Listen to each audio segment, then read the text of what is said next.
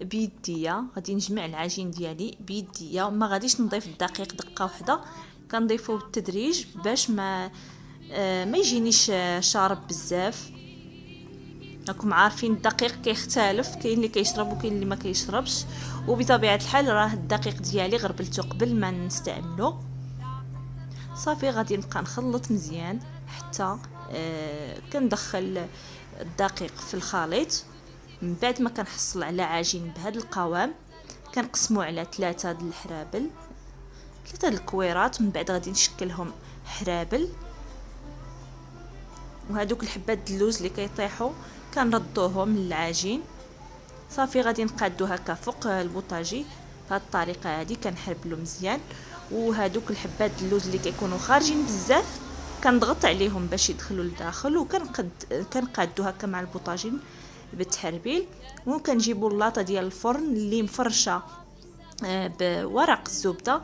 انا علاش كنبغي ندير ورق الزبده دائما، هو حاجه ملي كتكوني دهناها هكا بالبيض ما كتلصقلكش على اللاطه ديال الفرن، ماشي بحال الا درتيها مباشره على اللاطه كتلصق.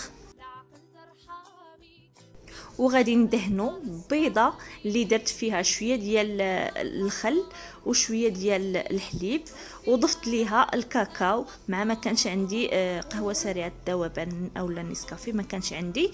وهذا الكاكاو هذا ما عمري استعملته، هذا اول مره، ولكن ما عجبنيش، جاني في شكل هذا الكاكاو واش مزور ولا ما عرفت كيفاش، حيت درت غير شويه وخرج ليا كحال بزاف بهذه الطريقه هذه. المهم هذه اول مره واخر مره كنستعملو، ما غاديش نعاود نستعملو حيت اللون ديالو ما عجبنيش. صافي دهنت به هكا هاد الحرابل هادو.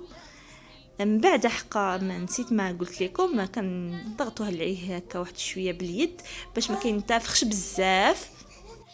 وصافي غادي نجيب واحد الفرشيطه وغادي نشكل بها خطوط على وجه هاد الفقاس هذا. وراه الفران ديالي ديجا راه سخنته. وقبل ما ندخل هاد الحرابل الفران كنتكهم بالعود ديال السنان باش ما يطرطقش ليا في الفران. وبطبيعه الحال الفران كيكون درجه الحراره ديالو منقصه بحال غطيبو كيكه، يعني كنتنقصوا له مزيان. وصافي وكنديروه للفوق حتى كنديروا له العافيه من التحت حتى كينتفخ ويطيب مزيان. عاد كنرجعوه لتحت غير باش يتحمر. كاين اللي غيقول لي باش غنعرفوه تحمر راه كحل فهادوك الخطوط راه كيكون بيناتهم كيكونوا بويض، كيبان في هذيك البلاصه واش محمر ولا ما محمرش. ومن بعد ما كيطيب في الفران كنكونوا موجدين واحد الميكا فيها زيف منديل هكا فازق، وغنحطوا فيه الحرابل ديالنا وغادي نخليهم مده ديال هكا 2 سوايع ولا اكثر. المهم ولا كنتو دايرينه في الليل نخليوه يبات ليله كامله.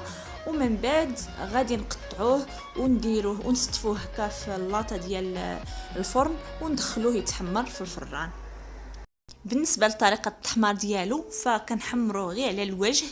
ملي كيتحمر على الوجه مزيان وكنبقاو ندوروا الصينيه ديال الفران بطبيعه الحال باش ماشي شي حبه تجيني محمره اكثر من الاخرى، خصنا ضروري نقابلوه باش يجي اللون موحد.